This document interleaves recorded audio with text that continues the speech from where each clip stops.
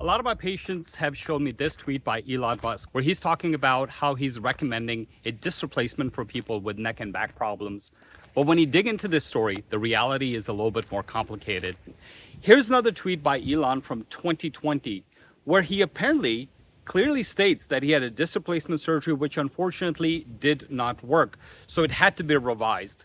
I really don't understand why he's recommending a disc replacement surgery in 2024 when 4 years ago he had a tweet where he is literally saying that I had a disc replacement surgery, it did not work, and it had to be revised. Now, what's also interesting is that he's also tweeting that if you're going to have a disc replacement surgery, you should have a disc replacement surgery which does not move a whole lot. Now, to me as a spine surgeon, this really does not make a whole lot of sense because the whole selling point of disc replacements is that it allegedly allows you more range of motion. So for somebody to have a failed disc replacement and then come back 4 years later and say that they would recommend a disc replacement surgery, which didn't work for them, but they would recommend a disc replacement surgery which was more stiff and less mobile, this goes against the entire purpose of a disc replacement, because the proponents of disc replacements tell their patients that they recommend a disc replacement because it would allow a little bit of motion. So if you don't want a lot of motion in a disc replacement, well, I guess my question is, why are you getting a disc replacement in the first place?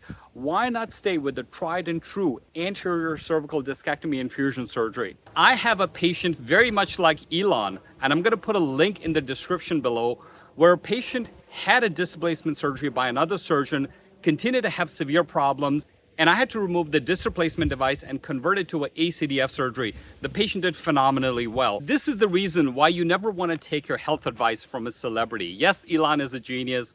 He's the richest man in the world, and he knows a lot about a lot of things.